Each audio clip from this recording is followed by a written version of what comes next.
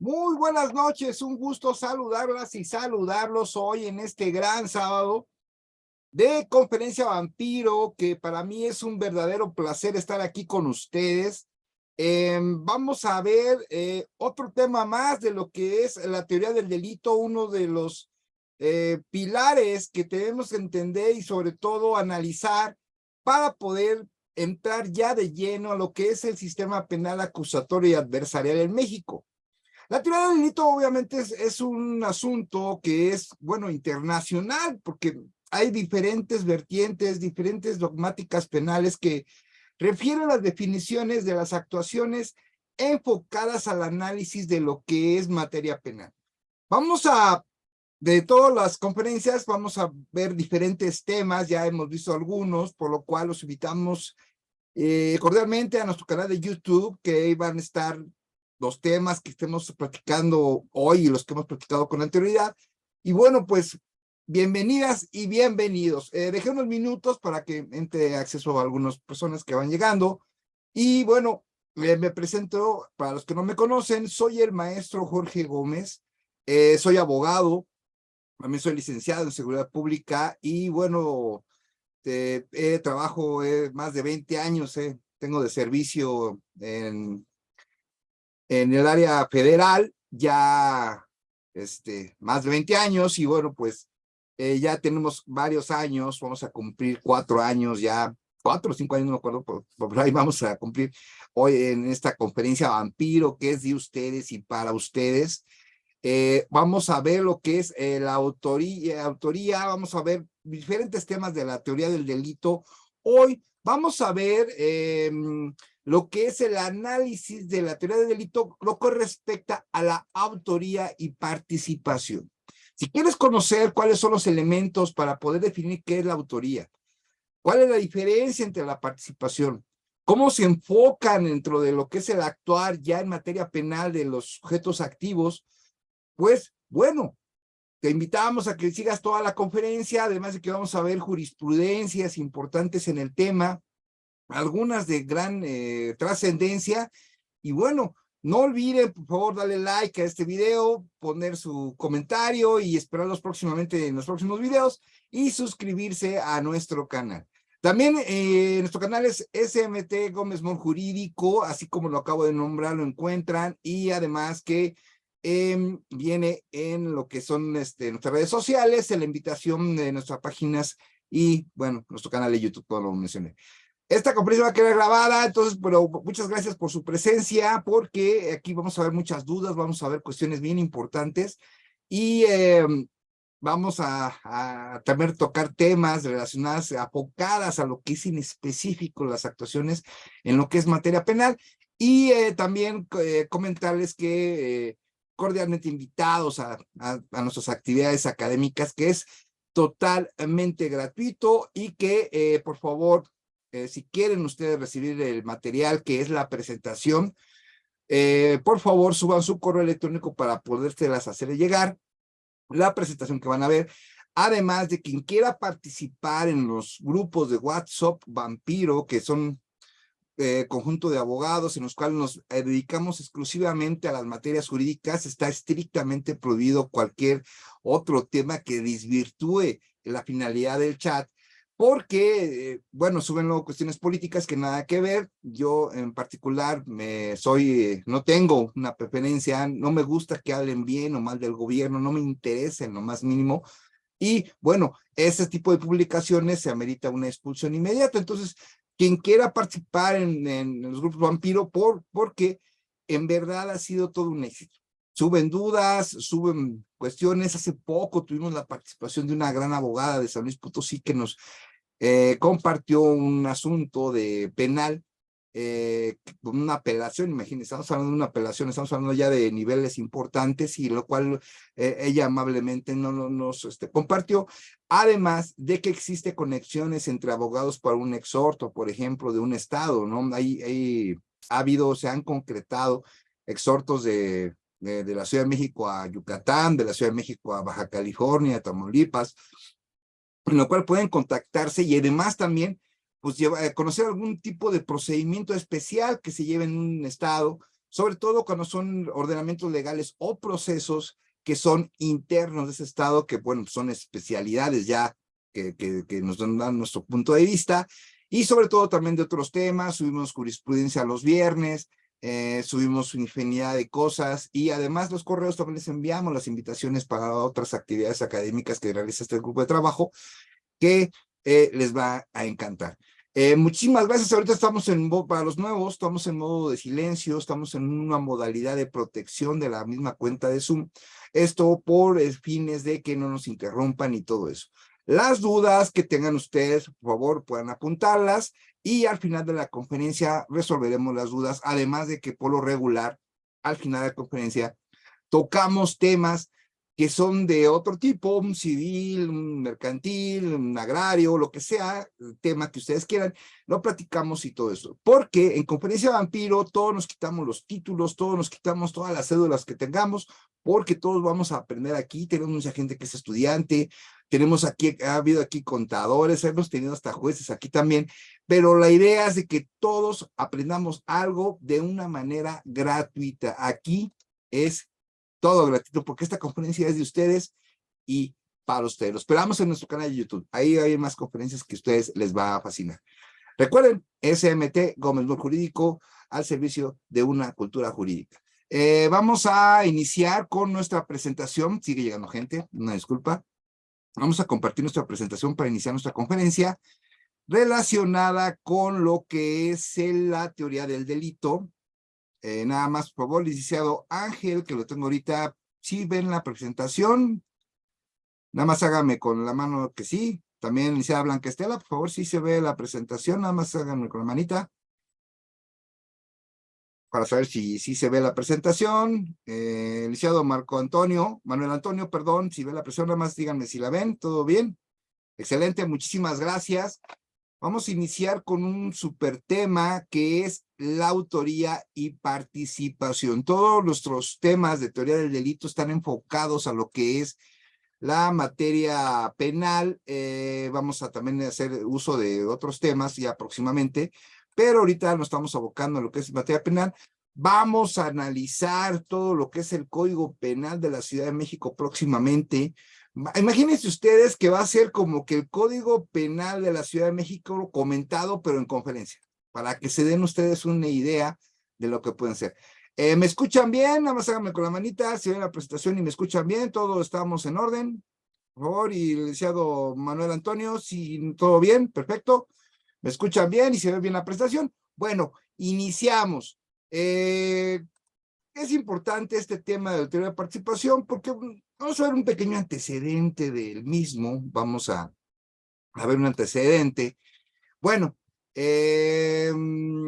tenemos que a partir de los enunciados, personas vinculadas con la comisión de un delito o concurso de personas en la comisión de un delito o de una autoría y participación, el derecho penal hace una referencia al problema por la intervención de diversas personas y objetos en la comisión del delito, aclarando la responsabilidad de cada uno que corresponde y la punibilidad respectiva. Entonces nos encontramos con las actuaciones de las personas, nos encontramos con objetos relacionados con los hechos y con otros datos que nos va a definir cuál es la particularidad, qué referencia vamos a tener o cómo lo vamos a definir en lo que es una persona que participó o es autor del delito. Entonces, de ahí vamos a partir para empezar a ver las diferencias que se pueden encontrar de los diferentes actores.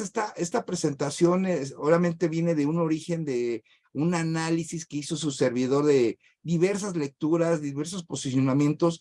No nos vamos a meter en la dogmática penal, porque si nos metemos nos los cagaríamos todo el año y la verdad pues es muy interesante, pero vamos a abocarnos de una manera central, procesal y sobre todo con ejemplos, que eso es lo que nos va a ayudar a nutrir para poder definir y para poder establecer, bueno, cuál es la situación que va a prevalecer en los hechos adecuados al tipo penal, pero en este caso de la teoría del delito, en la autoría y participación.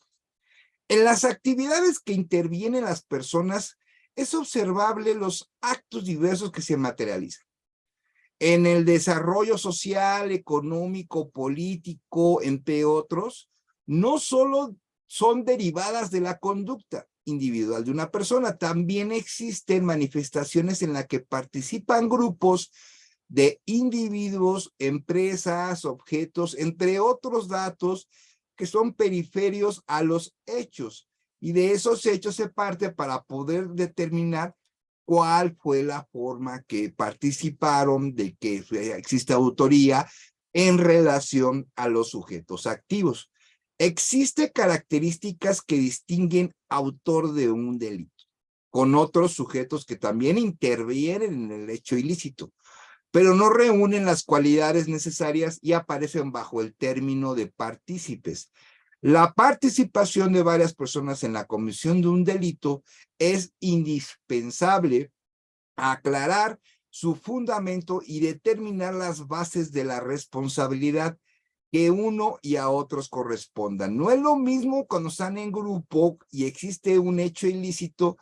Bueno, ¿cómo fue la actuación de esas personas como sujetos activos del delito y cuál va a ser su referencia? ¿Cuál va a ser su denominador? ¿Cómo lo denominan? ¿Cuál va a ser esa, digamos, clasificación de actuación de la persona cuando hay varias personas unidas en un hecho ilícito?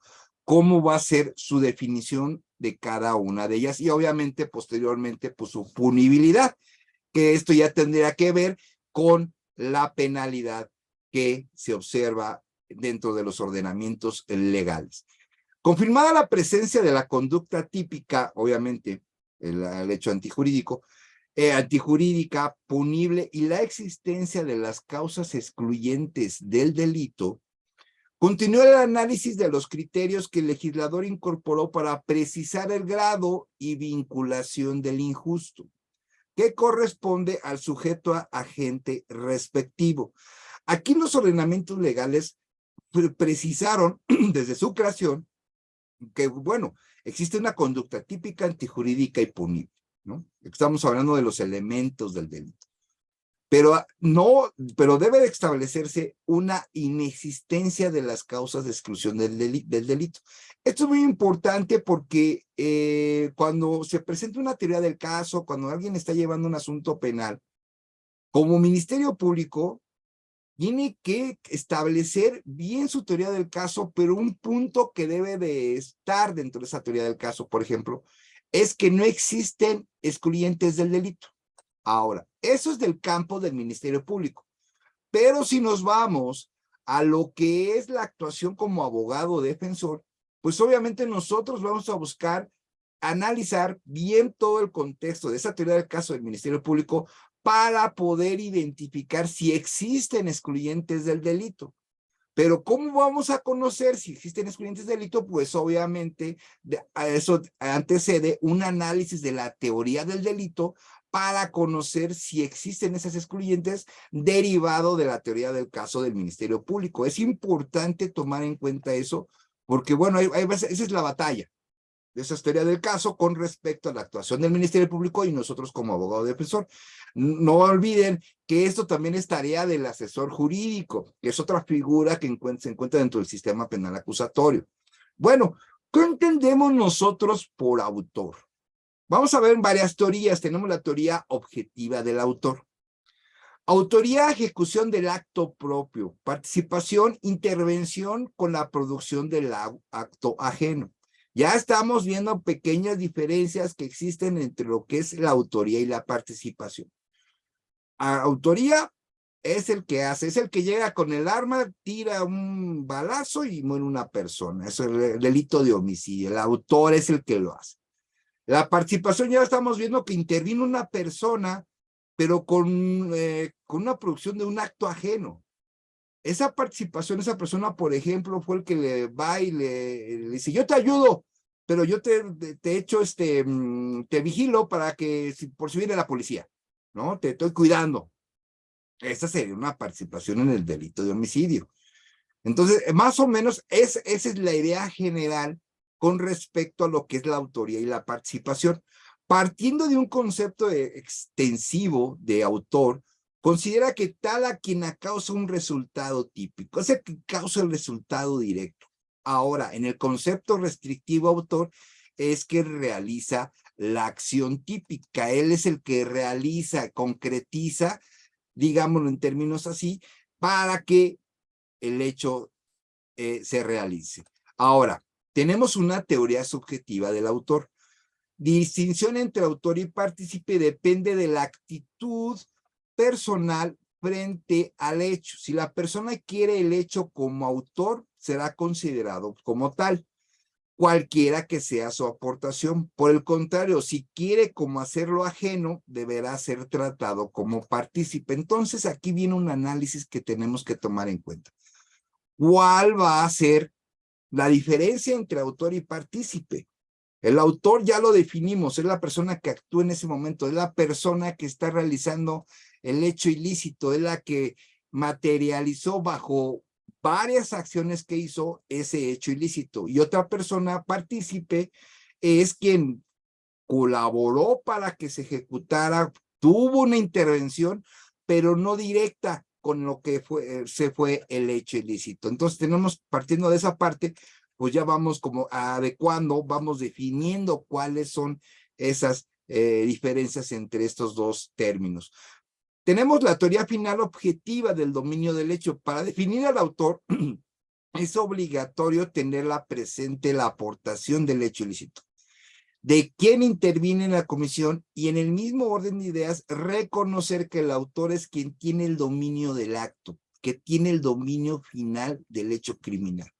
Bueno, tenemos ya el ejemplo del homicidio de la persona que saca un arma, dispara y a otra persona y muere, es un delito de homicidio, pero aquí es otro tipo de clasificación, otro tipo de análisis que nos da lo que es la dogmática penal, que dice, bueno, también tienes que considerar al autor del delito quien domina el acto. ¿Y qué significa eso que domina el acto? Pues eso significa que esa persona tuvo todo el control al realizar diversas acciones para concretar el delito.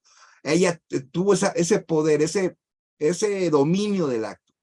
Dominó el hecho criminal. ¿Cómo? ¿Por qué lo domina? Ah, porque tenía la idea de hacerlo, porque traía un arma de fuego, porque sacó esa arma de fuego, porque disparó para la persona en busca de que produciera la muerte. Entonces, ese es un dominio de todas tus acciones. Entonces, ya la autoría ya va teniendo más vertientes de las que cuando iniciamos, ¿no? Entonces, tenemos ahora lo que es la teoría final objetiva del dominio del hecho, cuando el autor únicamente es quien causa el hecho ilícito. La participación implica una forma de autoría, pero no hay armonía cuando de acuerdo con la ley existe una disminución en la penalidad para la participación, pero puede pasar que el autor de un delito doloso cause el resultado y es quien tiene el dominio del hecho. Entonces, ya empezamos a ver ahora que hay una diferencia en cuanto a la penalidad. No es lo mismo la penalidad para una persona que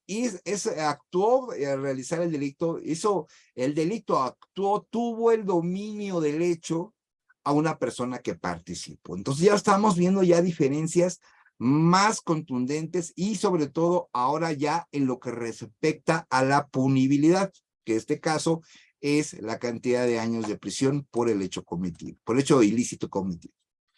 En el injusto doloso, la autoría se limita por el objetivo que tiene el dominio del hecho, lo que ya les había comentado. En cambio, la autoría culposa se determina por casualidad, limitada por las normas que individualizan el deber de cuidado. Entonces, aquí ya hablamos de otra autoría.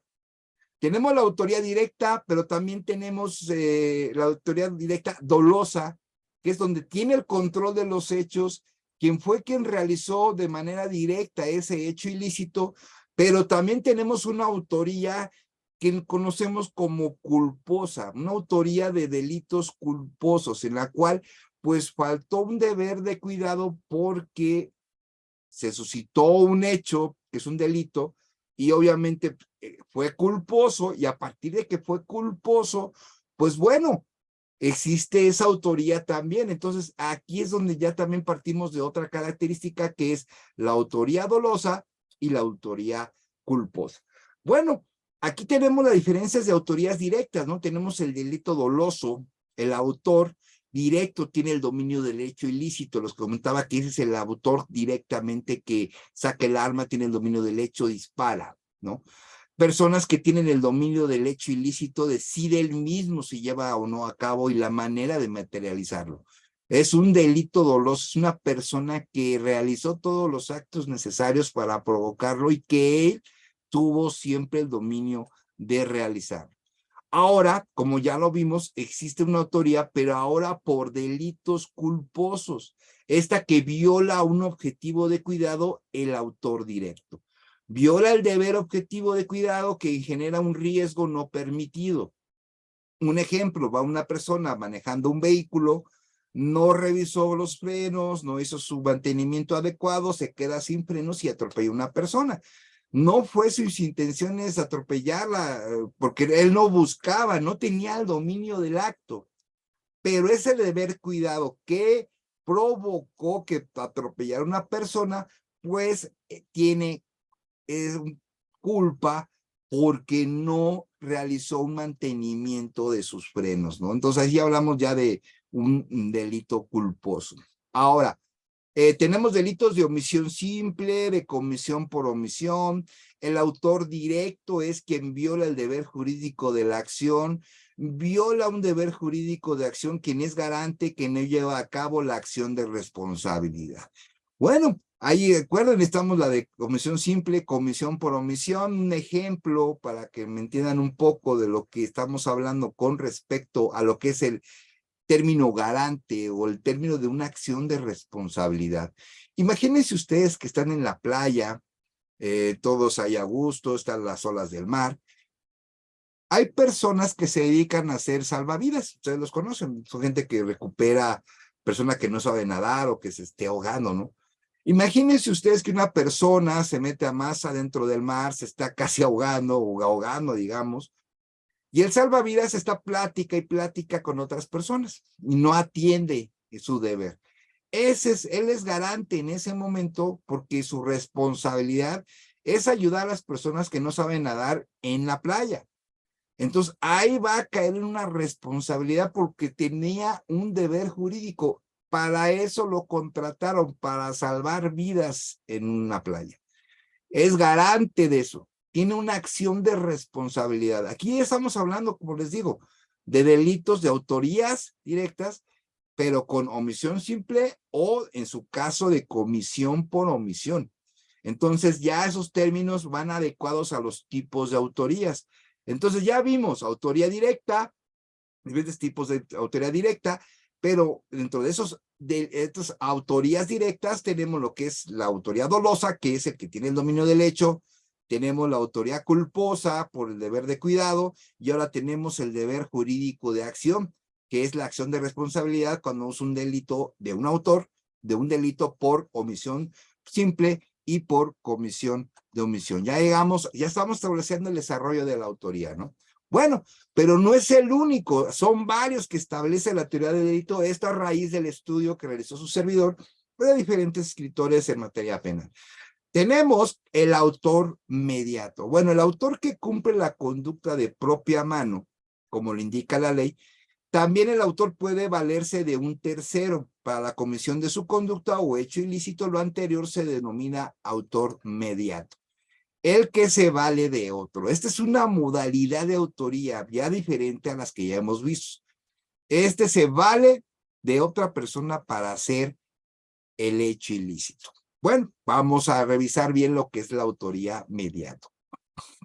El autor mediato es que se aprovecha la voluntad de otras para llevar a cabo un hecho delictivo. Un autor mediato puede instrumentalizar medio indirecto o de diferentes formas. Bueno, ¿cómo son las formas que una persona puede inducir, digámoslo así de una manera, hacia otra persona para que cometa un ilícito? ¿Sí? Ese es el autor mediato. Haciendo incidir en un error. O sea que te das cuenta que está cometiendo un error y no le dices, no manifiestas, no lo estableces. Incide en el error. y si continúan haciendo el error, pues a lo mejor se va a beneficiar ese autor mediato. Es decir, no, pues si sigue cometiendo el error, yo voy a seguir ganando más dinero, ¿no? Un ejemplo. Entonces el otro está cometiendo un delito, pero pues porque está incidiendo en el error, ¿no? Valiéndose de su inimputabilidad. Esto que tenga una característica la persona que no le permita conocer que su conducta que está realizando es ilícita. No lo entiende, pero el autor mediato, pues si se ve beneficiado y es un delincuente, pues obviamente se va a aprovechar de esa capacidad que tiene esa persona de no percibir, de no entender lo que es un delito para pues, poder ejecutar un delito. A través de una organización de poder, eso es muy dado, por ejemplo, cuando es una organización delictiva, es una organización política, hasta puede ser, o una organización de gremio de diferente forma, o una organización que tenga algún poder, no, ya sea bueno, más bien en cualquier área, pues ejerce esa acción para la persona para que pueda ejecutar un delito. Entonces, como que es una forma de intimidación, ¿no? De que, porque como yo pertenezco a esta organización, tienes que hacer esto, ¿no? Y tenemos mediante la coacción, que ese es el más grave. Bueno, todos son graves, pero digo, se puede asociar, por ejemplo, a grupos delictivos, ya en concreto, grupos de la delincuencia organizada, que empiecen a amenazar a la persona, ¿no? Si tú no vendes este objeto, yo puedo hacerle daño a tu familia, ¿no? Si tú no llevas este paquete, por ejemplo, a tal estado, voy a afectar a tu papá o a tu mamá. Entonces ya empiezan a hacer medidas ya amenazantes relacionadas con un tipo de coacción, ¿no? Entonces empiezan a hacer medidas, otro tipo de formas, por ejemplo, de que, oye, pues roba al banco, ¿no? Por ejemplo, roba un banco, roba una casa, roba una casa y con eso, si no lo haces, no te ayudo a tu familia, ¿no? O no te hago algún daño a un familiar o a un bien que tenga la persona. Entonces, ahí se ve cómo empieza la coacción, ¿no? De que obligan casi a que realice la actividad delictiva a cambio de que no reciba un daño a su familia, y eso pues es un delito también. Bueno, haciéndole sí un error, ya los expliqué más o menos, pero vamos a ver qué resultado tuvimos del análisis. Y bueno, haciéndole incidir un error significa que es influir en la ejecución de error de otras personas, en pocas palabras, lo que yo les comentaba, ¿no? Que está cometiendo el error y la persona los deja. Valiéndose de su impunidad, inimputabilidad, perdón, aprovecha la falta de capacidad de culpabilidad de una persona que tiene, por ejemplo, problemas de madurez o psíquicos, que no reúnen los requisitos para ser declarada responsablemente penal, de actuaciones de que pueden ser típicas, antijurídicas y punibles. Tiene esa persona algunos factores que que no puede ser declarada responsable de una actividad penal, y de ahí se aprovecha el autor mediato para poder obtener una ganancia de esos hechos ilícitos. A través de una organización de poder, utilizando los medios objetivos o sustantivos de una organización que amenace a las personas. Existen muchas organizaciones, por ejemplo, que de cualquier índole, o sea, se ha visto en muchas organizaciones, que pero ahora sí que le dicen a las personas, ¿no? Realiza estos hechos ilícitos. Si no lo haces, te quitan el trabajo, te quitan cosas, te, te, te denuncian, o sea, muchísimas cosas que hacen para no hacer, para que se realice algo. Ahora, el medio de coacción: violencia física o psíquica hacia una persona para obligarla a decir o hacer algo contra de su voluntad. Esta persona, pues le dice, ¿sabes qué? Ve y acuchilla a fulanito de tal, si no, pues, te voy a lastimar a tus primos, ¿no? Un ejemplo. O en su caso, te voy a quitar la casa, te voy a denunciar ante las autoridades de que estás haciendo otras cosas, ya es con cuestión psíquica, ¿no? O física, que provocan que realice el acto delictivo, pero una persona en contra de su voluntad, o sea, él no quiere hacerlo. Hay consideraciones dentro de este autor mediato que vamos a ver para que la tengan ahora sí que más concreto lo que es este efecto, esta área de penal de la teoría del delito, lo que respecta a la autoría. La persona instrumentalizada para responder por el hecho como autor directo cuando exista la presencia del autor mediato. Obviamente, el autor directo pues va a ser esa persona que fue inducida, digámoslo de una manera, a ejecutar ese delito. El autor mediato siempre actúa dolosamente o a diferencia de la persona instrumentalizada que puede actuar dolosamente y culposamente. Los delitos de propia mano no admiten autoría mediata, o sea, hay delitos que son que la persona actúa directamente, pues como acto directo, pues no hay una autoría mediata. Es importante ver este tipo de cuestiones. Vamos a ver un ejemplo para que lo puedan ustedes más o menos entender. Fíjense, el cantinero a quien un sujeto le puede... Está un cantinero, ¿no? Está en un restaurante y una persona pues quiere hacerle daño a otra. Entonces esta persona, sin darse cuenta del cantinero, pues la persona le pone veneno en la copa de vino. Y el cantinero se la lleva a un sujeto 2 en una mesa y al tomársela, ese sujeto 2 muere. Entonces el sujeto 1, el que puso el veneno, ese es el autor mediato. O sea, él no está haciendo el delito directo hacia la persona. Este autor mediato lo hizo utilizando al mesero. Entonces el mesero, fue que llevó la copa, pues él no sabía que llevaba veneno, él no tenía las intenciones de provocarle la muerte al sujeto 2, no había un por qué o cuál fue el motivo por el cual buscaba que esta persona falleciera, entonces pues no tiene una responsabilidad penal. En este caso, la responsabilidad va a ser del sujeto 1, que fue el que provocó, el autor mediato, el que puso el veneno en la copa. Pero el mesero va a caer en la siguiente modalidad, que ya ustedes lo van a poder encontrar en nuestros videos, que es el bajo el error de tipo invencible. No tenía pleno conocimiento de eso. No sabía nada. No puedes tener una responsabilidad penal. Cabe recordar que el error de tipo invencible, el autor de un hecho delictivo tiene conocimiento erróneo y no pudo evitar aún empleando diligencias. Será excluido de una responsabilidad penal. O sea, no, como no tenía conocimiento, ¿cómo lo puedes evitar?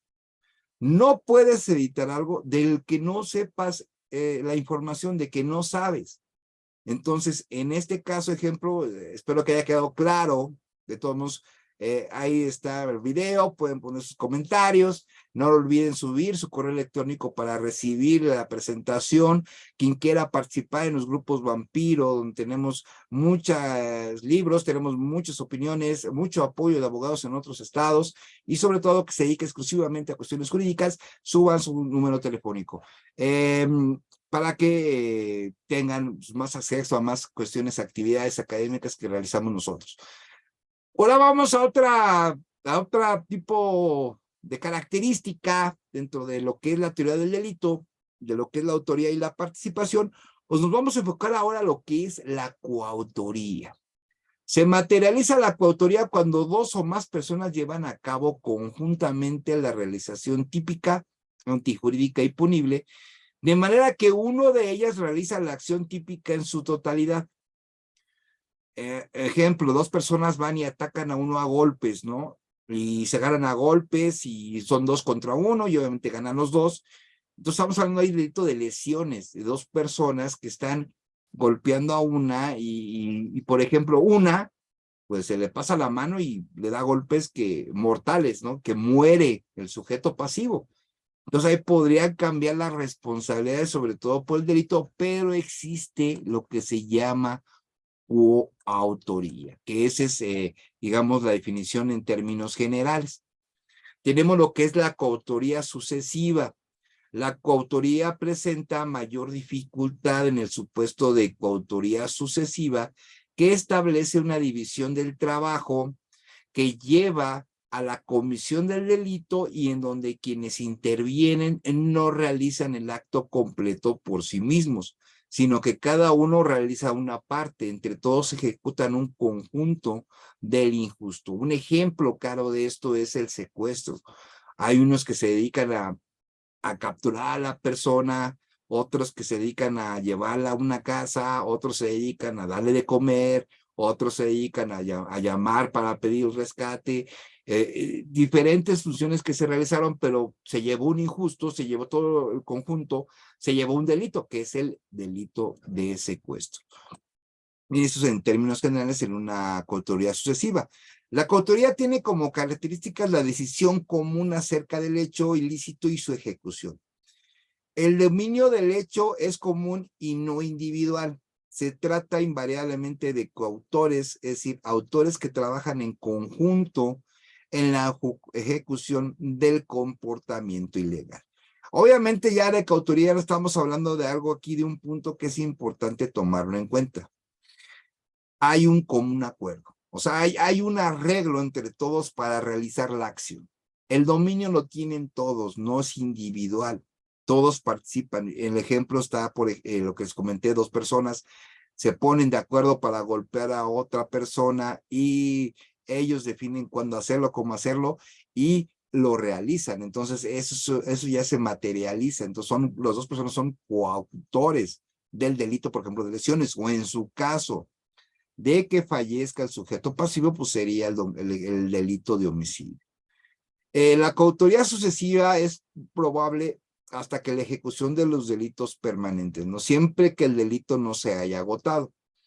Sucesiva pues, son delitos permanentes, como lo vimos, lo que es el secuestro. El secuestro es un delito permanente porque mantiene en cautiverio a la víctima. La coautoría con la omisión es factible, sea que todos se encuentren en posición garante o que alguno actúe y otros se omitan. Un ejemplo de una coautoría que donde puede haber una omisión que puede ser factible, por ejemplo, es en una ambulancia, van paramédicos en una ambulancia, van a llegar a un sitio, hay un accidente de vehículos, por ejemplo, y hay personas heridas, ellos atienden a las personas, pero si van 5 paramédicos, nada más trabajan 3, ¿no? Los otros 2 no quieren hacer nada, están omitiendo su labor de garante como paramédicos, y eso les va a generar una responsabilidad, porque los otros 3 sí realizaron acciones, pero los otros 2 no. Entonces, al ser omisivo en esa parte, te genera una responsabilidad penal. Ahora, en relación al principio de la imputación recíproca en casos de coautoría, a cada coautor es imputado por todo el hecho, independientemente de la concreta aportación de cada uno de los coautores realizaron. Puede existir que esté en una coautoría de riña, ¿no? Entonces tenemos 5 sujetos golpeando a uno. Si la persona muere, va por homicidio, se van todos. Entonces, por ese delito. Entonces, aquí es importante definir primero las actuaciones, porque eso va a depender de la punibilidad, pero también es importante ver cuál es el conjunto, se pusieron de acuerdo, no se pusieron de acuerdo, muchísimos factores que va a ser para que se pueda definir. Vamos a ver, igual como lo vimos en autoría, vamos a ver unas ciertas consideraciones que son muy importantes para analizar. Si en la descripción penal señale una calidad personal del sujeto activo, será necesario que dicha calidad concurra en todos los coautores. Es importante esa descripción penal que va a determinar cuál es la penalidad, cuál es el delito que se está analizando. En el caso que el tipo penal requiera algún elemento subjetivo, será indispensable que dicho elemento concurra en todos los autores. Entonces, si tenemos un elemento subjetivo del delito, ese elemento subjetivo tiene que concurrir con todos los coautores para tenerlo eso en consideración. No necesariamente el coautor debe intervenir en la fase ejecutiva de la realización del tipo penal. Puede participar en otra forma cómo se llevaron los hechos. Entonces, es importante el análisis de la actuación de cada uno de los sujetos activos para poder definir esa parte de la coautoría. Bueno, ¿cuál fue tu intervención? ¿Cómo fue? ¿Qué parte tú hiciste? Pero eso se tendría que definir dentro de una investigación, que tengas datos de prueba que muestren cómo fue la participación, cómo actuó esta persona de una forma de coautoría y cuál fue el elemento que él contribuyó.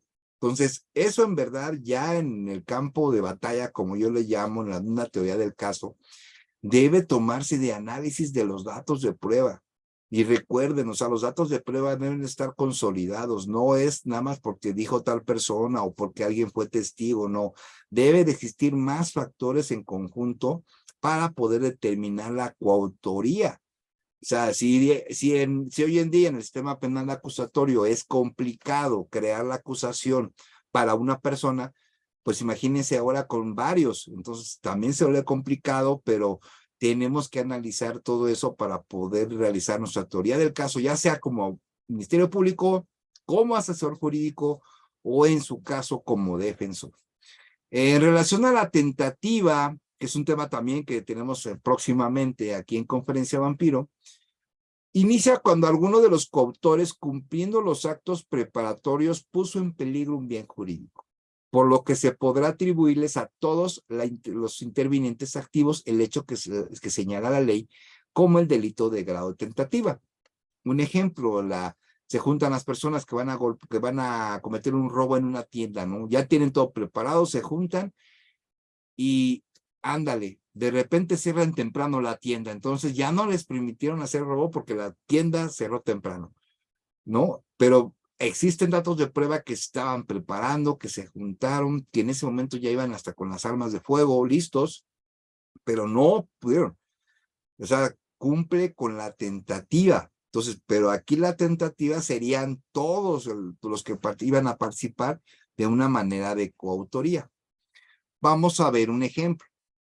Cuando dos o más personas trabajan en equipo para robar un comercio o saquear un bien inmueble y participan en la ejecución del delito de principio a fin. Estamos ante la presencia de coautores propios de un hecho delictivo punible. Se van dos personas, se ponen de acuerdo, revisan bien qué va a hacer cada quien, se meten en una tienda y la saquean.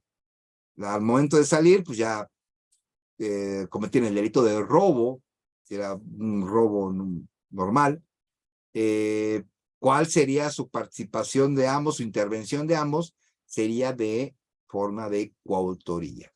Entonces es importante definir, y es lo que les digo, o sea, checar bien la teoría del delito y la teoría del caso para determinar bien cuáles son los factores para los hechos, adecuarlos a la descripción penal. Es muy importante esa parte. Bueno, ya estuvimos viendo todo lo de autoría, ahora vamos a ver lo que es la participación. La participación es la dolosa intervención en el delito donde actúa como principal otro sujeto activo. La participación es un concepto de referencia vinculado a un hecho ajeno, por lo que tiene un carácter accesorio. Por lo expuesto, la complicidad como la instigación son formas de participación. Vamos a ver varios tipos de forma de participación, porque no hay única. Como vimos varios factores de la autoría, pues ahora vamos a ver las partes de lo que es o las diferentes formas de la participación. El problema de la participación. ¿Cuáles son las características del hecho de otro que deban actualizarse para la punibilidad de participación? Esto quiere decir, bueno, ¿cómo fue que intervino? ¿De qué forma? ¿Cómo se puede saber? ¿Qué datos necesitas? ¿Qué elementos tienes para poder determinar una punibilidad, pues una pena, y que se debe actualizar el delito con esa modalidad de que haya sido de partícipe? La punibilidad en la participación depende que del hecho del otro constituya un delito. Obviamente va a existir una pena a que cuando debe existir el delito. En este caso debe existir. Bueno, participación, es preciso señalar que el partícipe contribuye no solo causalmente, sino también finalmente a la ejecución de una acción típica antijurídica y punible. Tiene un factor de intervención. Eso hay que tomarlo bien en cuenta. Una persona que es partícipe tiene una intervención. La participación solo es punible cuando la acción empieza a ser típica y antijurídica con la tentativa. Desde ahí, desde primero la tentativa existe y posteriormente pues ya el hecho ejecutado, el delito consumado, pues obviamente también va a tener una penalidad. La participación en etapas preparatorias de un hecho que no llega a tentativa no constituye una participación. Eso es muy importante. Si hicieron algunos actos, pero ni siquiera llegó a la tentativa, no hay delito. O sea, no podemos hablar de un delito, salvo que expresamente se prevén tales actos como delito. Bueno, eso ya es otra cosa, que los actos preparatorios sea un delito, como por ejemplo, van a planear robar una tienda, un ejemplo, llevan un arma, ya lo están planeando, pero no se organizan, no se juntaron, no hicieron los actos preparatorios, no podemos hablar de tentativa, pero ojo, el hecho de que tengan un arma de fuego es un delito, es una violación a la Ley Federal de Armas de Uso Exclusivo del Ejército y Fuerzas Armadas. Entonces, el hecho de que la transportes, que la tengas en tu casa, que mucha gente piensa, es que si yo tengo un arma en mi casa no es delito. No, sí es un delito.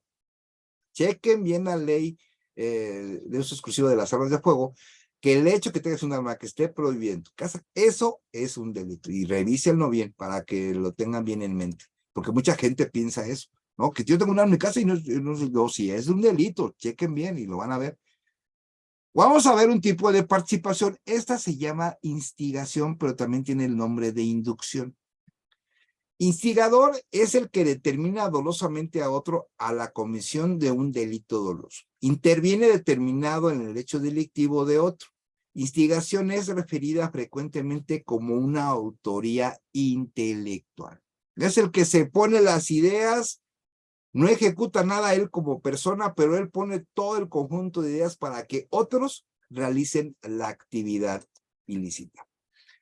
No existe instigación cuando un sujeto pretende animar a quien su parte está resuelto a llevar a cabo el hecho ilícito, aunque pueda quedar subsistente la complicidad.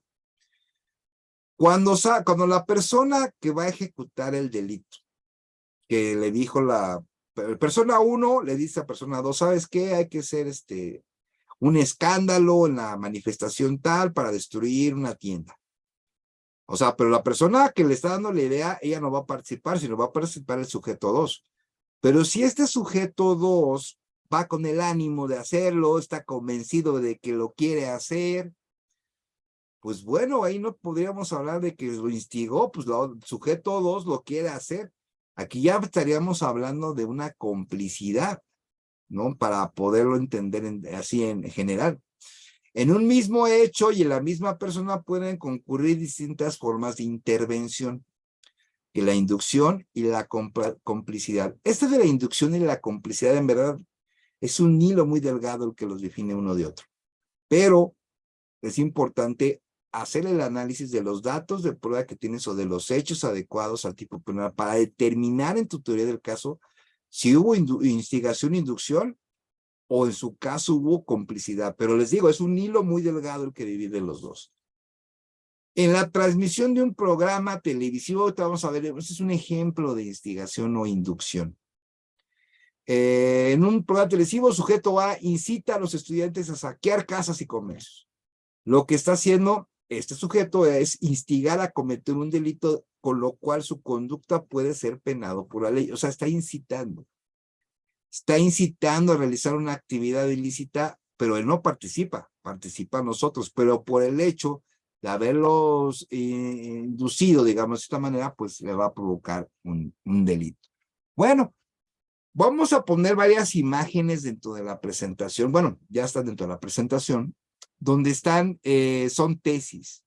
Hay unas tesis aisladas y unas tesis de jurisprudenciales. Bueno, Las imágenes que ustedes vean que no tienen contorno rojo son tesis aisladas.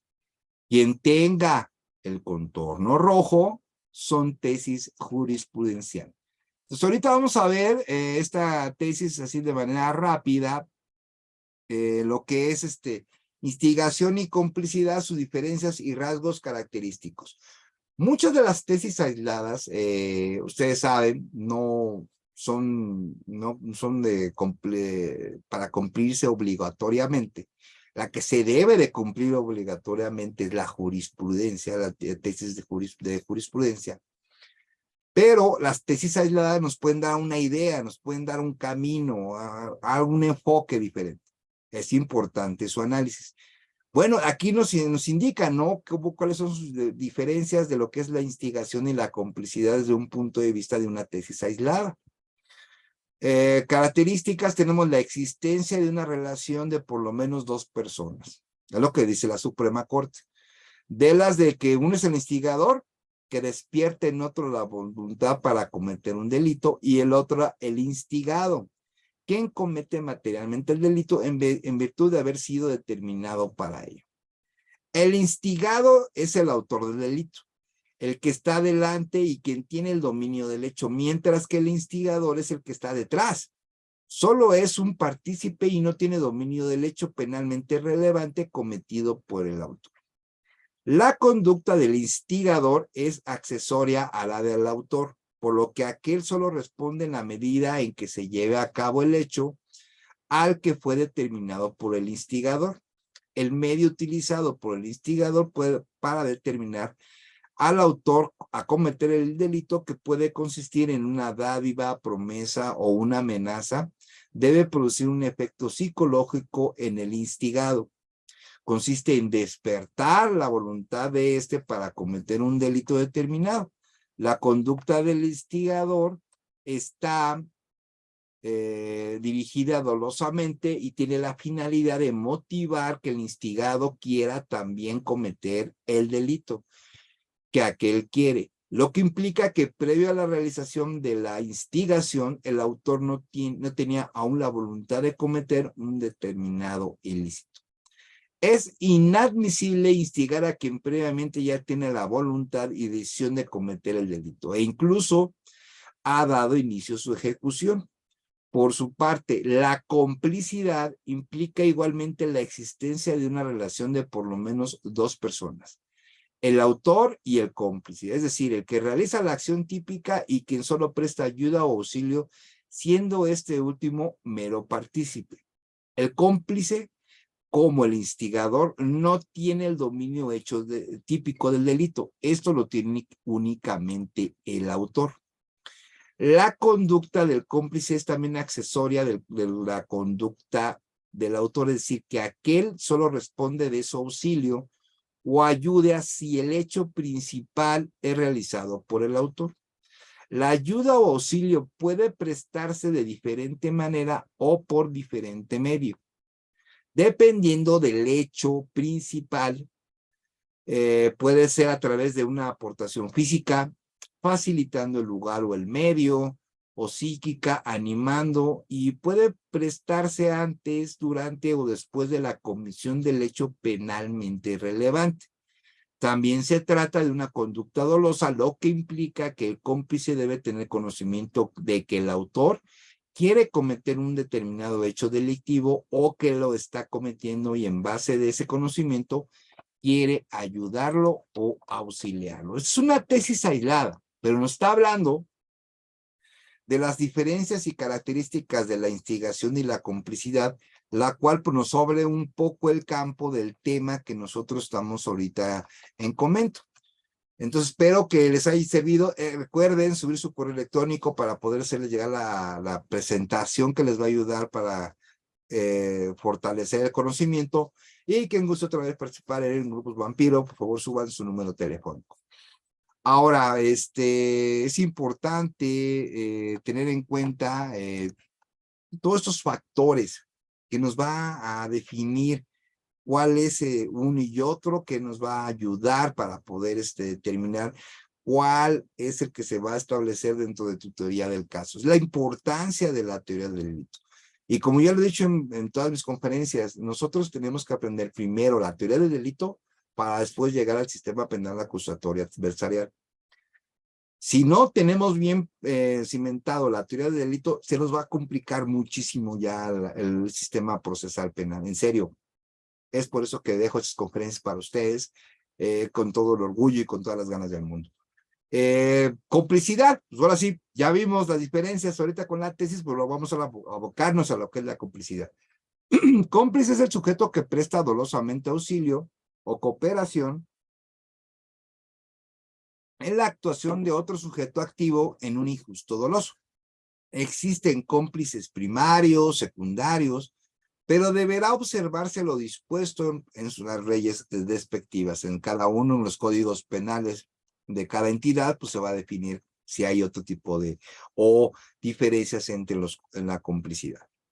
Tenemos el cómplice primario que presta auxilio o cooperación materialmente necesaria para la comisión del hecho ilícito, lo que genera confusión con la coautoría. Ahí sí genera un poco de confusión. Por eso es importante conocer bien los datos o el hecho en concreto para poder determinar cuál de esas dos figuras son las que se van a actualizar. Complicidad secundaria solo se puede consistir en cooperación de dos formas: cooperación a la ejecución y cooperación posterior a la ejecución, por acuerdo anteriormente prometido. El auxilio es una prestación de ayuda, pero la cooperación es la prestación de ayuda táctica o expresamente aceptada. Entonces, ahí es ya que se empieza a definir qué es la complicidad, qué es el auxilio, y bueno, cuál es la que va a intervenir en la teoría del caso para poder determinar, pues, las responsabilidades, ¿no? Y el tipo de que cómo fue la persona, cómo fue que intervino esa persona. La inducción se comete de forma dolosa, pero la complicidad puede cometerse en acción dolosa o omisión dolosa. El cómplice puede ayudar o auxiliar al autor del hecho ilícito principal mediante una acción o una omisión dolosamente manifestadas. La complicidad nunca llegan a tener el dominio del hecho. Los cómplices nunca llegan a tener el dominio del hecho.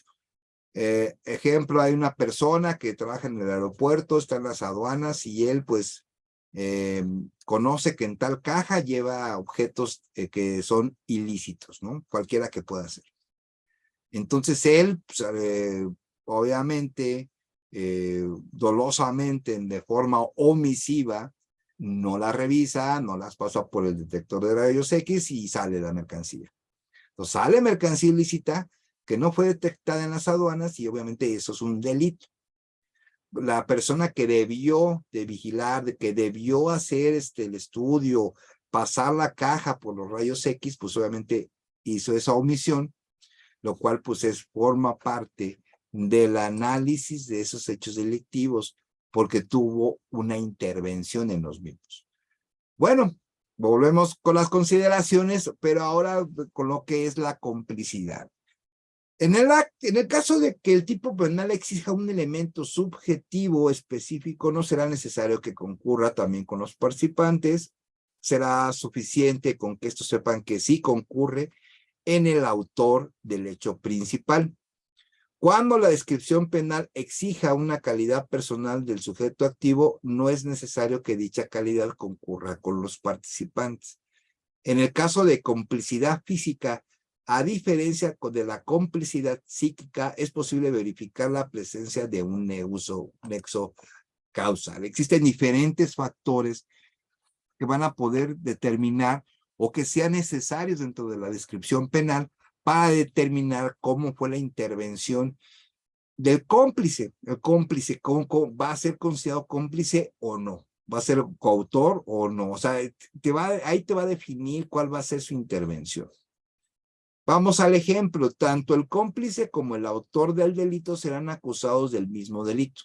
Los ejemplos de complicidad de un delito incluyen actuar con vigía mientras se comete el delito. Ese es un ejemplo de que una persona es cómplice, por ejemplo, cuando entran a robar a un supermercado y esta persona está afuera con un auto vigilando, ¿no? Que no llegue la policía o que lleguen algunos elementos de seguridad que puedan impedir el robo. Entonces, eso es una forma de ser cómplice. Vamos a ver dentro de la participación lo que es el encubrimiento. Este también es un tema fascinante que tiene que ver con esos asuntos relacionados con la forma de participar, la participación del sujeto activo. Otro tema relacionado con la autoría y la participación es el encubrido. En la ley penal mexicana lo indica como un delito autónomo e independiente respecto de la responsabilidad de quienes intervinieron en la comisión de un delito. En la medida en que el encubridor no interviene en la comisión del delito, como ocurre con el partícipe y el autor, sino que su conducta es posterior a la ejecución de ese delito, bien relacionado con el delito cometido, sin que exista un acuerdo previo. Un ejemplo, llega una persona, llega a casa de un amigo y digo, oye, guárdame este carro porque no tengo lugar en mío, dame permiso, el amigo accede, meten el carro y resulta que el carro es robado.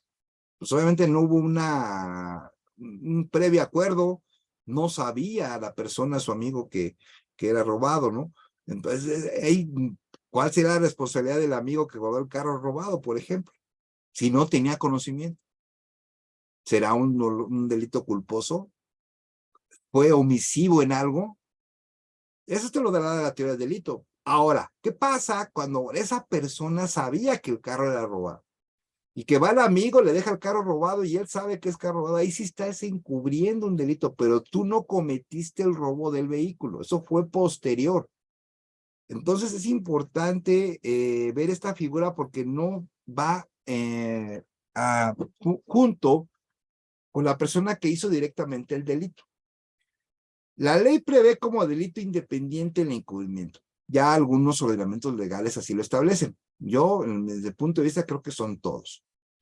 Que pueda parecer relacionado con aquel dentro de una concepción de la interquiminis en relación a la criminología, pero desde la perspectiva penal. Implica la comisión de un delito ajeno e independiente. O sea, el que encubre no participó directamente en el delito. Él está haciendo otro delito posterior.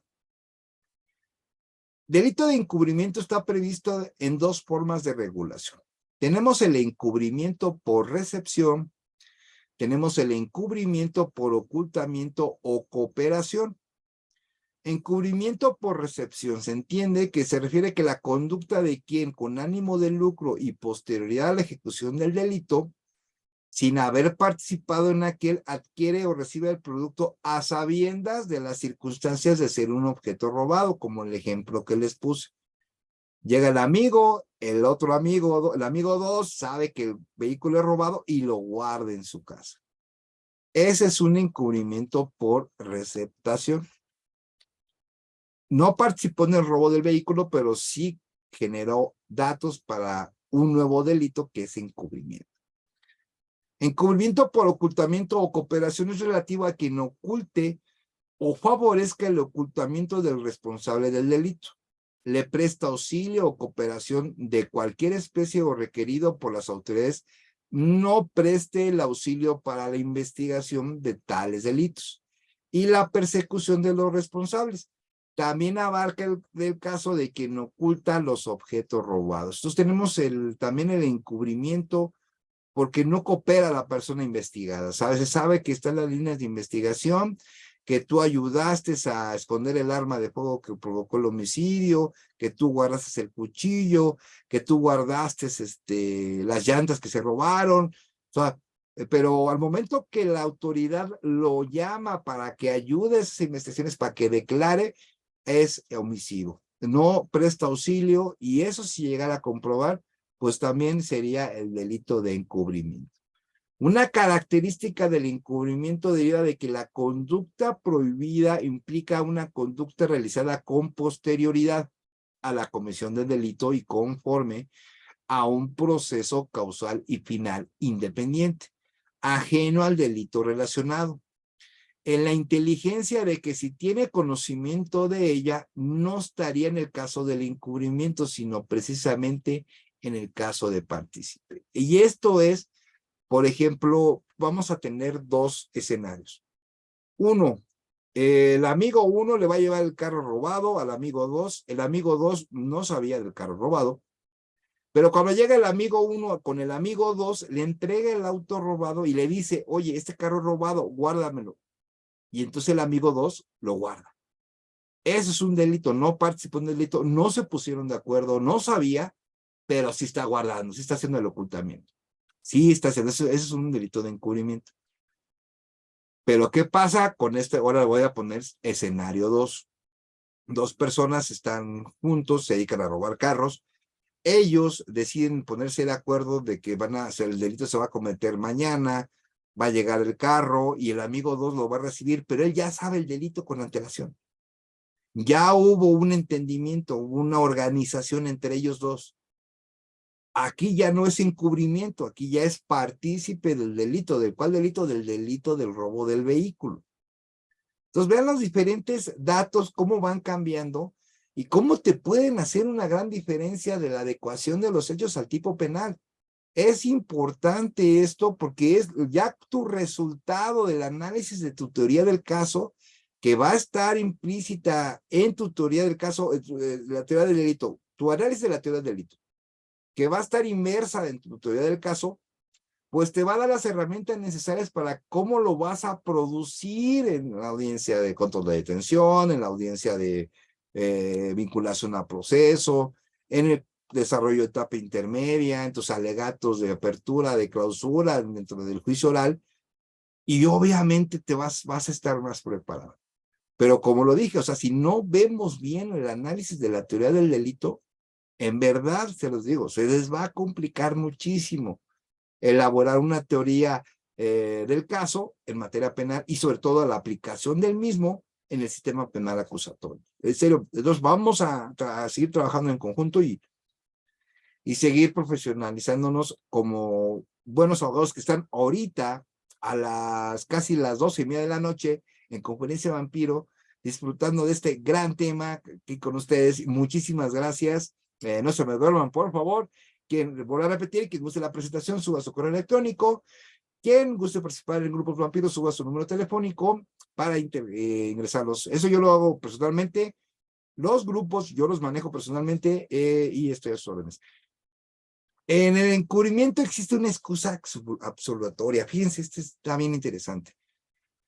Para el caso de los ascendientes, descendientes, consanguíneos o afines para el cónyuge, concubina, concubinario y parientes colaterales por consanguinidad hasta el 4º grado y por afinidad hasta el 2º, y también para los que están ligados con el delincuente por vínculos de amor, respeto, gratitud o estrecha amistad, derivado de motivos nobles. Esta es una excusa absolutoria. No entran estas personas dentro del delito de encubrimiento. Es importante señalar la figura de la omisión impropia o comisión por omisión, que pone a cargo de todos los miembros de la sociedad como una obligación abierta, cuyo fundamento parece ser un objetivo de solidaridad social. Existe también esta parte de la comisión por omisión, cuando, por ejemplo, los ven y tú como una persona que va pasando en la calle ves que ese auto no sabes si es robado o no, pero si hay antecedentes de que sí están vinculadas personas en el robo de vehículos, pues existe esa obligación abierta con la sociedad de poder hacer la denuncia. Pero bueno, en México falta mucha cultura de la denuncia, se ha ido progresando, pero yo creo que falta mucho para poder llegar a obtener buenos resultados al respecto. Quien no procure por los medios lícitos que tenga a su alcance y sin riesgo para su persona impedir la consumación de los delitos que sabe se van a cometer o se están cometiendo, salvo que tenga la obligación de afrontar el riesgo. Es un delito que una persona vea un delito y no pueda accionar, siempre y cuando no se ponga en riesgo su vida. Eso que es muy importante. No, hay gente que, pues imagínense, va una persona que robó a otra, pero va con el arma en la mano y disparando y todo, pues, no te le vas a poder acercar porque te puede matar. Eso siendo una persona ciudadano. Pero si tú eres policía y estás uniformado, es tu deber irlo a detener, ¿eh? O sea, eso ya es tiene que ser, es tu responsabilidad. Pues, ¿cómo cambia la actuación de una persona con respecto a lo que es su atribución? A lo que es, o sea, una cosa es ser policía y otra cosa es ser ciudadano. Pero, por ejemplo, si tú ves que una persona le roba una bolsa y tú ves que no pueden poner en riesgo tu vida, tú sí puedes detenerlo. Y aquí vamos a un punto interesante que mucha gente, yo no entiendo, se los digo, pero luego como que se les olvida. ¿Quiénes pueden hacer una detención en México? ¿Quiénes pueden detener a un delincuente? Y mucha gente piensa, no, pues el policía. Y esa respuesta es errónea. La Constitución es muy clara. Toda persona puede realizar una detención de otra cuando esté cometiendo un delito en flagrancia, un delito lo esté cometiendo. Ese ciudadano, después de detenerlo, lo tiene que poner a disposición de la primera autoridad que encuentre. En este caso puede ser a un policía. ¿Esto qué quiere decir? Que cualquier ciudadano puede realizar una detención de una persona que haya cometido un delito, en flagrancia sobre todo. Ese es lo esencial. Si tú ves una persona que se robó la bolsa de la señora, tú lo estás viendo y lo puedes detener como ciudadano. Y después de detenerlo, ponerlo a disposición de la autoridad más cercana, que en este caso sería un policía. Entonces es importante tener eso en mente para no seguir con esos, digamos, informaciones que no están bien. Bueno, ¿qué consideraciones ahora vamos a tener con respecto a eso? Bueno, ahorita vamos a dejar de compartir un momento. Permítanme un segundo, ahorita regreso, voy a tener tanto el video y el audio.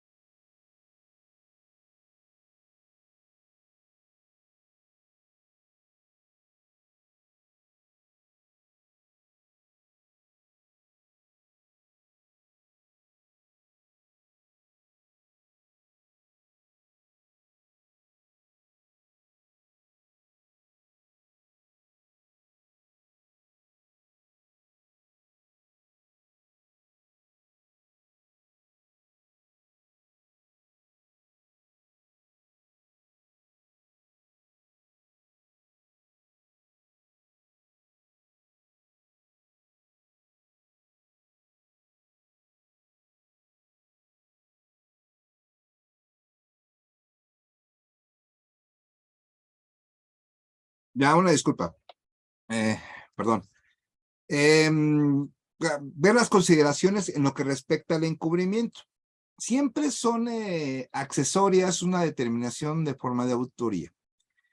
Son punibles y siempre y cuando el autor del hecho principal hubiera consumado el resultado o se quedara en tentativa punible de cometerlo. Es importante esta parte de lo de la tentativa. El encubrimiento requiere auxiliar al autor del hecho principal en razón de una promesa anterior a la consumación del resultado y debe distinguirse de los casos donde el encubrimiento puede tener una forma especial de autoría. Ya vimos los varios ejemplos con razón de que cuando tiene conocimiento de que va a llegar unos objetos ilícitos, cuando un día antes de que se cometa el hecho principal, el delito principal, la persona conoce que lo va a esconder, pues ya estaríamos hablando ya de autoría, no de encubrimiento. En el supuesto de encubrimiento entre parientes o inclusive encubrimiento por recepción puede tener una forma especial de autoría, también conforme yo les comenté.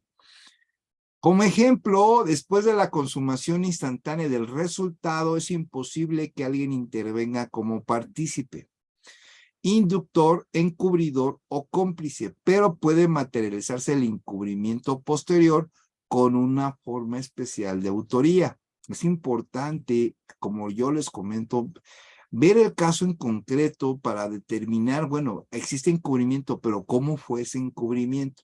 Porque si existen como les comenté, los dos escenarios, pues no puede ser encubrimiento, a lo mejor es una autoría. Entonces es importante verlo, o en su caso, como abogado defensor, estén acusando a tu cliente de ser autor del delito, cuando en verdad no fue autor, fue encubridor.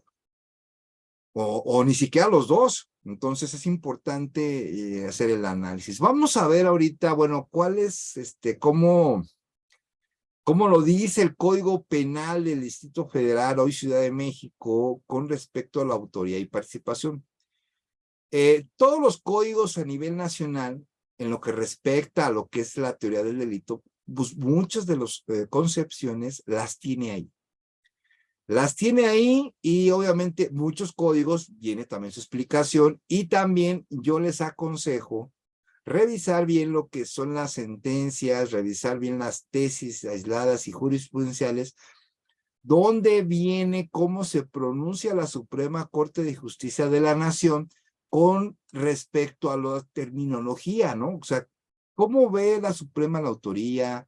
¿Qué dice la Suprema Corte de la coautoría? ¿Qué decide el autor mediato? Y esa parte la vamos a ver aquí, pero es muy recomendable hacer ese estudio también para obtener pues mayor información y sobre todo que les pueda ayudar a ustedes a fortalecer su teoría del caso. Es muy importante esto. Estos temas son muy esenciales como defensor en el sistema penal acusatorio y no solo como defensor.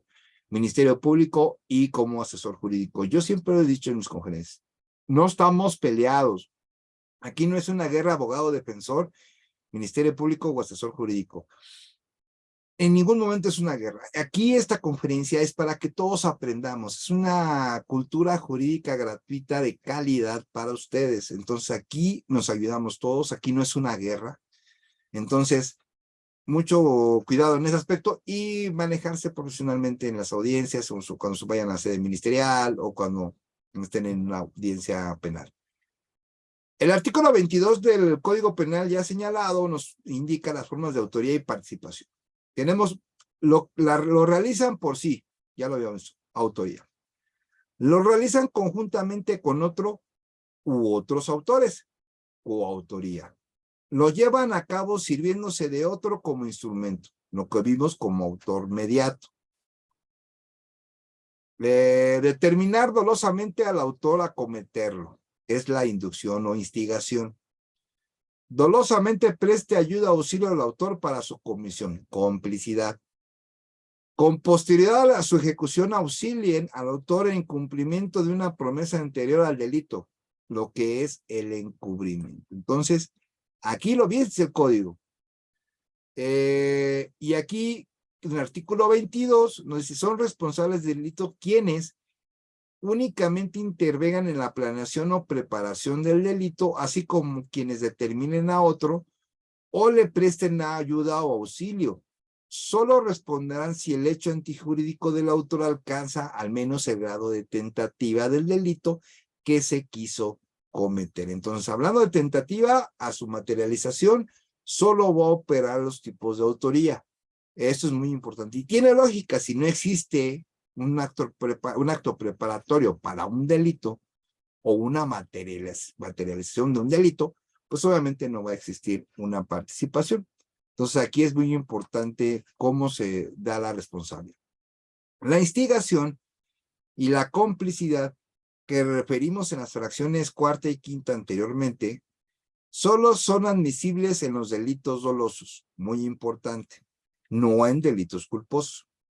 Para la hipótesis prevista en las fracciones quinta y sexta se impondrá la punibilidad dispuesta en el artículo 89. Ya aquí ya no estamos hablando de punibilidad. Bueno, ¿cuál es la punibilidad para esos tipos de participaciones? Dice el artículo 81 que lo que respecta a las fracciones quinta y sexta, y digo, y para estar en el mismo tono, vamos a ver cuáles fueron, la quinta y sexta, pues fue la de complicidad, o sea, para la forma de actuación de complicidad y de encubrimiento, para esos dos, encubrimiento, la penalidad será de 3/4 partes del mínimo y del máximo de las penas, medidas de seguridad previstas para el delito cometido de acuerdo con la modalidad respectiva. Entonces, bajo esos dos supuestos, son las 3/4 partes del delito. En este caso hablaríamos de la pena mínima, ¿no? Que sería entonces, para quien actúe en un delito en su forma de complicidad o en su caso de encubrimiento, va a tener una penalidad de 3/4 partes del límite del delito inferior, ¿no? Digámoslo en términos generales, o de su máximo dependiente. Los autores o partícipes del delito responderán cada uno en la medida de su propia culpabilidad. Entonces, conforme hayan participado, va a tener esa medida la punibilidad, pero aquí no hay una más rebaja, como por ejemplo que vimos anterior, que las 3/4 partes de los años los años que indique ese delito. Aquí no, aquí va a ser su propia culpabilidad de lo que espera, de lo que son los autores y partícipes. Bueno, también existe esta figura del delito emergente, que es el Código Penal de la Ciudad de México. Si varias personas toman parte de la realización de un delito determinado y alguno de ellos comete un delito distinto al acordado, todos serán responsables de este, según su propia culpabilidad, cuando concurra con los siguientes requisitos: que sirva de medio adecuado para cometer el principal, que sea una consecuencia necesaria o natural de aquel o de los medios concertados, que haya sido antes de que se iba a cometer o cuando hayan estado presentes en su ejecución, no hayan hecho cuanto estaba de su parte para impedirlo. Van 5 personas, se ponen de acuerdo en golpear a una, la golpean, pero quedan de que nada más era para golpearlo para asustarlo, ¿no? Por ejemplo. Pero uno ya va con la mentalidad de que lo quiere matar y lo mata. Como nadie hizo algo para evitar eso, o sea, será el delito de lesiones, ¿no? De lesiones. Pero como murió, estamos hablando de un delito de homicidio. Ah, bueno, pues los 5 que participaron, que lo golpearon los 5 van a ser acusados por homicidio. Entonces, aquí vuelvo a lo mismo. Ve los datos que te van a proporcionar los hechos para poder adecuar el tipo penal y sobre todo en esta parte cuando es un conjunto de personas. Y aquí te tienes que meter a la teoría del delito y bueno, aquí en este caso, lo que es la Ciudad de México, pues tiene sus propios ordenamientos, ¿no? Cuando varios sujetos intervienen en la comisión de un delito y no puedan precisarse el daño de que cada quien produjo, para su punibilidad se irán a lo previsto del artículo 82. Fíjense aquí, nos da una particularidad muy padre. Varios sujetos intervienen, pero no se desconoce qué daños cometió uno y otro. No sé, eso no te lo da los datos de prueba. Bueno, cuando pasa eso, la penalidad será 3/4 partes del mínimo y a las 3/4 partes del máximo. Medida de seguridad correspondiente para el delito cometido según su modalidad. Entonces, cuando no sabes cuál fue la participación o cómo fue la intervención de los sujetos, no lo tienes bien definido sobre un delito, pero que sí intervinieron, se va a aplicar 3/4 partes de la pena. Entonces ya empezamos a ver la parte de la punibilidad, que es importante porque el estudio y el análisis de la teoría del delito te va a permitir poder llevar una defensa adecuada, llevar una acusación adecuada y sobre todo te va a determinar en algunos casos como los que acabamos de ver, cuál es la punibilidad adecuada. Bueno, tenemos lo que dice también del encubrimiento, el Código Penal de la Ciudad de México, que dice que se impondrá de 2 a 7 años de prisión y la multa obviamente respectiva, quien después de la ejecución de un delito y sin haber participado en él, adquiera, posee, desmantele, venda, enajene, comercialice, trafique, ignore, recibe, traslade, use o oculte él o los instrumentos, objetos o productos de aquel con conocimiento de estas circunstancias si el valor de cambio no excede 500 veces la unidad de cuenta, ¿no? con conocimiento, ¿no? Él sabía que esas partes de vehículo eran robadas, por ejemplo. Entonces, él tenía conocimiento. La penalidad es de 2 a 7 años. Si su valor es superior, pues crece, ahora será de 5 a 10 años, conforme a la unidad de cuenta, que esta es la famosa unidad de cuenta o como si fuera la UMA, ¿no? Que conocemos. Ahora, tenemos el encubrimiento por recepción. Cuando él o los instrumentos, objetos o productos del delito se relacionan con el giro comercial del tenedor o receptor. Fíjense, por ejemplo, es una persona que se dedica a vender sábanas, ¿no? Y la persona que le lleva las sábanas, pues, se robaron esas sábanas, pero llega a un lugar donde se venden sábanas. Entonces, está penalizado si está relacionado con el giro comercial. Si este es comerciante o sin serlo, se encuentra en posesión de 2 o más de los mismos, cuando le llegan más objetos robados. Se tendrá por acreditado que existe conocimiento de que proviene o provienen de un ilícito. Entonces, aquí no va a ser necesario meter otra prueba más, porque el hecho de que te lleven sábanas robadas a ti que vendes sábanas robadas, ya se entiende como acreditado que tienes el conocimiento que vienen de un acto ilícito. Entonces, o cuando lo has recibido en varias ocasiones, el mismo objeto. Como les comenté, vamos a ver algunas tesis. Esta es una tesis, como tiene el contorno rojo, así va a ser, de hoy adelante así va a ser en las conferencias Vampiro, es una tesis jurisprudencial, que es una tesis, como lo saben, de cumplimiento obligatorio. Y esta habla del encubrimiento por recepción descrito en el artículo de la Ciudad de México, la posesión simultánea de diversos bienes que constituyen instrumentos, objetos o productos de distintos ilícitos previos, actualiza un solo delito y debe sancionarse como unidad delictiva y no a través del concurso de delitos. O sea, no puede ser acusado por varios delitos el que esté guardando los objetos de origen ilícito, sino solamente va a ser por una unidad. Se actualiza solo un delito. ¿Y cuál es ese delito? El encubrimiento. Y no va a existir un concurso de delitos. Entonces es importante tenerlo en cuenta. Una unidad delictiva en el listo mencionado para el supuesto específico de que el sujeto activo posee materialmente diversos bienes que constituyen instrumentos, objetos o productos de distintos ilícitos previos. Por ejemplo, una persona robó llantas del carro, perdón, y se las lleva. Robó unas cajas de vino y se las lleva. Robó costales de frijol y se los lleva. Son objetos ilícitos, pero son diferentes objetos. No puede acusar a la persona que lo reciba, por ejemplo, de los delitos de esos robos, de esos objetos. Aquí el único delito sería el de encubrimiento por recepción, pero con unidad delictiva, aun cuando haya recibido varias veces varios objetos ilícitos. Entonces, eso es lo que dice una tesis, es una tesis jurisprudencial.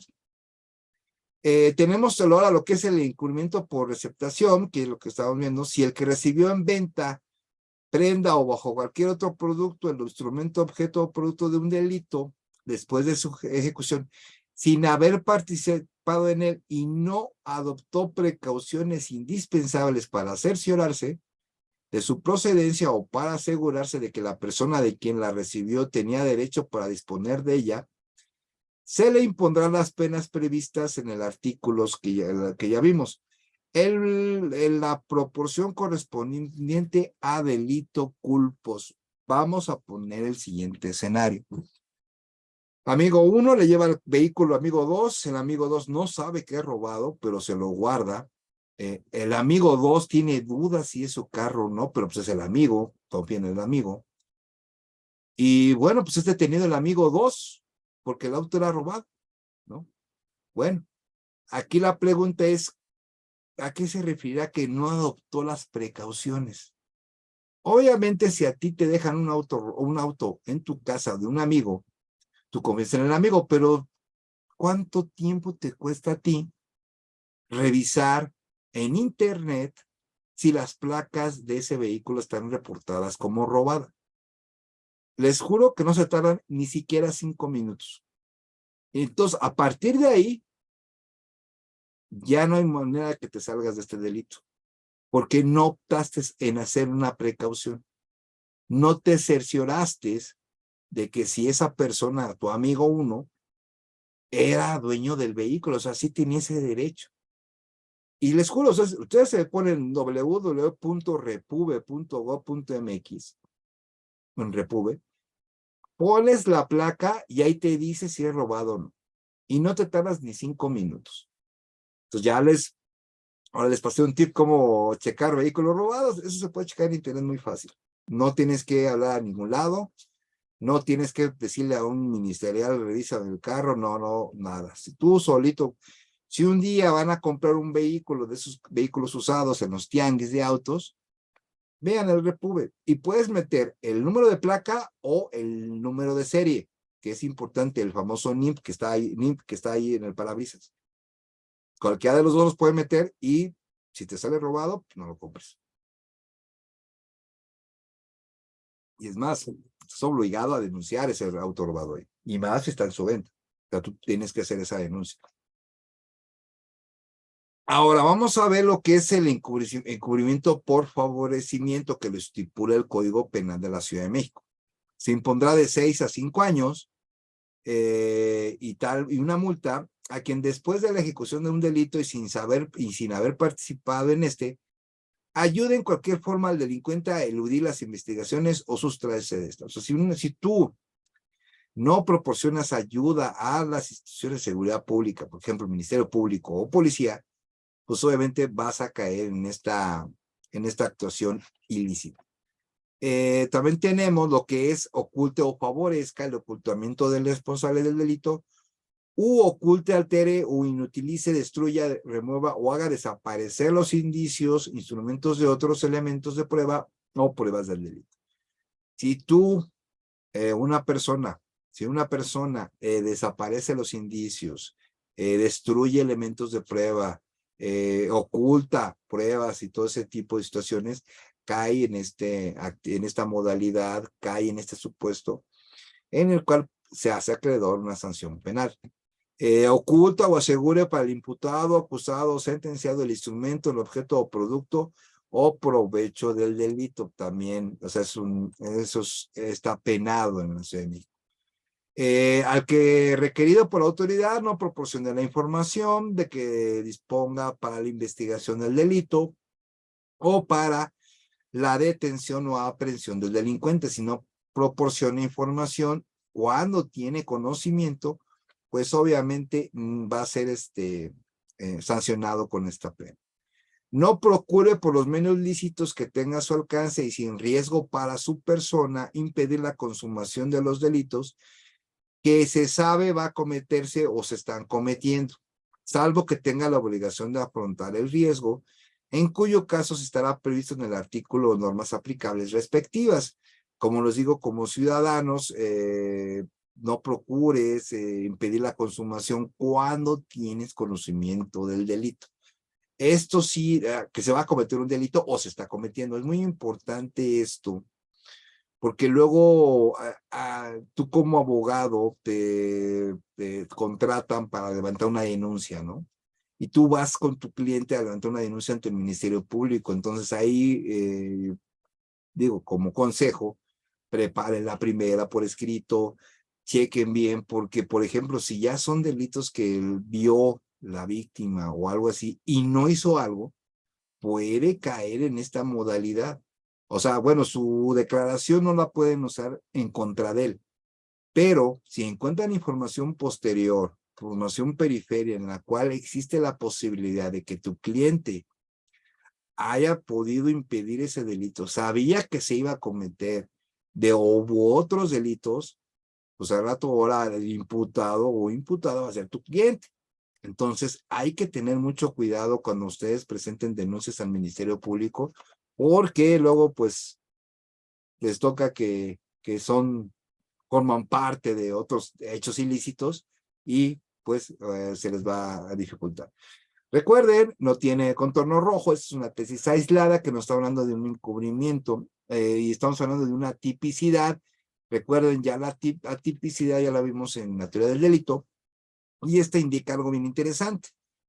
Esta se desprende de tal figura delictiva, se actualiza cuando los medios de prueba que consten en el sumario se advierta que el sujeto activo oculta o asegura para el indiciado en diverso delito el instrumento, objeto, producto o provecho del delito. Empero, si en la especie lo que se demostró fue que el quejoso se limitó a ocultar el arma de fuego con la que aquel privó de la vida a una persona, tal actuar no lo efectuó en áreas de favorecerlo, sino para eludir en todo caso la responsabilidad que pudiera resultarle debido a que el arma de fuego era de su propiedad, cuando más de aquel proporcionó su domicilio, su nombre. Esto sale a razón de un amparo, y aquí lo interesante es de que, para ponernos en contexto general, una persona le pide prestado un arma a sujeto A, y este sujeto B va a matar a una persona y le regresa el arma a sujeto A. Pero esta arma está registrada, o sea, está registrada ante la Sedena, y esta persona pues no quiso dar, lo guardó, no quiso mostrarlo porque le podía caer, por el miedo a una responsabilidad. Entonces la Suprema Corte se pronunció en favor del sujeto dueño de la pistola, ¿no? En el cual pues aquí establece que no lo hacía por miedo, ¿no? Porque la arma estaba a su nombre y no estaba resguardando algún producto del delito, toda vez que él prestó el arma. El que sí va a caer en la responsabilidad penal fue el que disparó el arma y mató a otra persona. Ese sí, pero pues, aquí en este caso el que guardó el arma que estaba a su nombre, de entrada no hay delito de la ley, violación de la ley penal de armas de fuego, ¿no? ¿Por qué? Porque está registrada y está su nombre. Pero no cae en la responsabilidad de este encubrimiento por favorecimiento. Esta es una tipicidad, no resultó responsable penalmente esta persona, pero es una particularidad. Ir a analizar los hechos nos va a ayudar a determinar y buscar, por ejemplo, nosotros como abogados defensores, cuando hay escurrimiento del delito, ¿no? No comete el delito a que se refiere el artículo que estamos viendo, que el sujeto tenga defensor, sea de calidad de defensor, ascendiente o descendiente, consanguíneo, todo lo que los formas de parentesco que tiene la persona con con el que hizo el encubrimiento, ¿no? O sea, si es cónyuge, concubino, respeto, está ligado por amor o por alguna gratitud. En estos casos no se comete el delito de encubrimiento. Ahora, vamos a ver esta con el contorno rojo de lo que nos habla esta tesis jurisprudencial, tesis de jurisprudencia, que dice: coautoría material se generó cuando existen entre los agentes con dominio funcional del hecho. Entonces, esta habla de la coautoría, ¿no? Aun cuando la aportación de un sujeto al hecho delictivo no pueda formalmente ser considerada como una aportación de la acción típica, si aquella resulta adecuada y esencial al hecho de tal manera que evidencia que existió entre los agentes un reparto del dominio del hecho en la etapa de su realización. Esto cuando varios tuvieron una participación, bueno, una intervención, un reparto del dominio del hecho, o sea, alguno formó parte del dominio del hecho. Eso la Suprema Corte lo llama codominio funcional del hecho.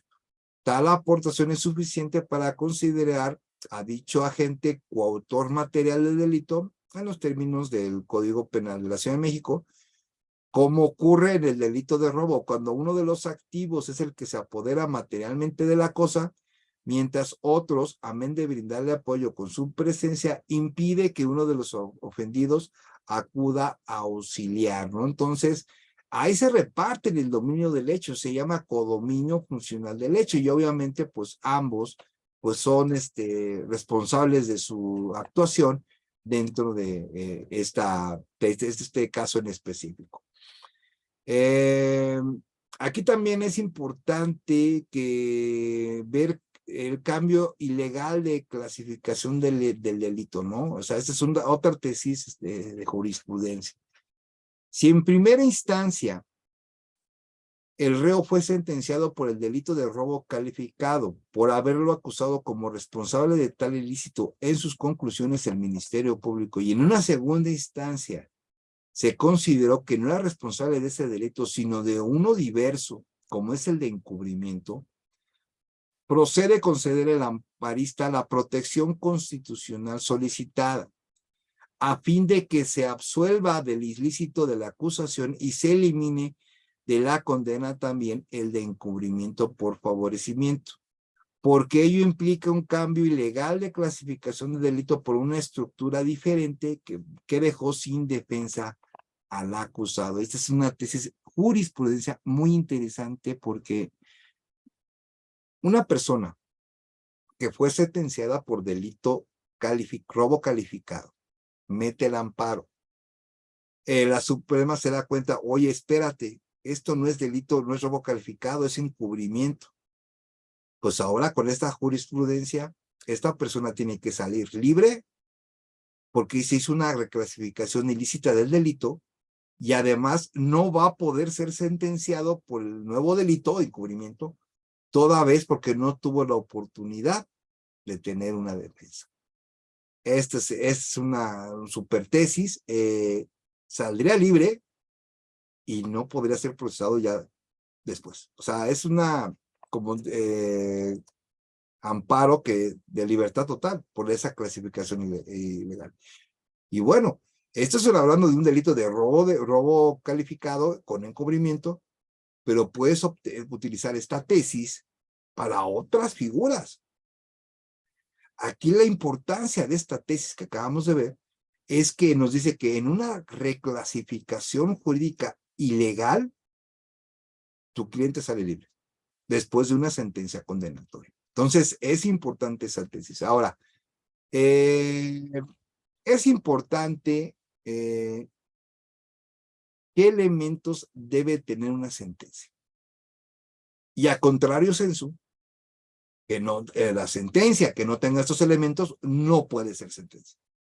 Entonces, esta tesis jurisprudencial nos indica qué es lo que debe tener una sentencia y está pegada a lo que es la teoría del delito. Son los elementos que debe tener una sentencia. Y a contrario sensu, que si no lo tiene, no puede ser sentencia. Y esto te da materia para amparo. Con esto finalizamos la conferencia. Es de suma importancia esta tesis. Cabe señalar que las tesis que hemos mencionado ahorita las voy a mandar también por correo electrónico y finalmente vamos a ver los elementos de tipo penal que deben analizarse en una sentencia. O sea, si los analizas en una sentencia, los debe de exponer la sentencia. 1. Los elementos objetivos de la descripción típica del delito de que se trate. Elementos objetivos de la descripción. Debe de analizarse eso y debe contener la sentencia eso. Si la descripción típica los contempla los elementos normativos, jurídicos, culturales y subjetivos específicos, ánimos, intenciones, finalidades y otros que debe contener.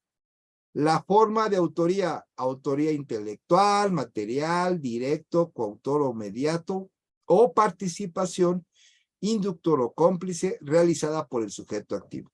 Todos esos temas los acabamos de ver hoy. El elemento subjetivo genérico del tipo penal, esto es si la conducta fue dolosa, directo o eventual, o culposa con o sin representación. Con esto, espero que les haya gustado mucho esta conferencia. En verdad les agradezco muchísimo su presencia hoy. Tuvimos mucha gente, muchísimas gracias. Recuerden subir su correo electrónico, dejar un comentario en nuestro video de YouTube, darle like a nuestro canal. Ahora sí que continuar con nosotros aquí trabajando, sus teléfonos si quieren aparecer a la conferencia, a los grupos Vampiro. Muchísimas gracias. Nos vamos a ver el próximo fin de semana. Les voy a tener una gran sorpresa el próximo fin de semana. Muchísimas gracias. Dejen un comentario. Síganos en nuestras redes sociales. SMT Gómez Mont Jurídico a sus órdenes. Soy el maestro Jorge Gómez. Muchísimas gracias. Permítame un segundo, por favor. Muchísimas gracias. Excelente domingo. Excelente fin de semana. Muchísimas gracias.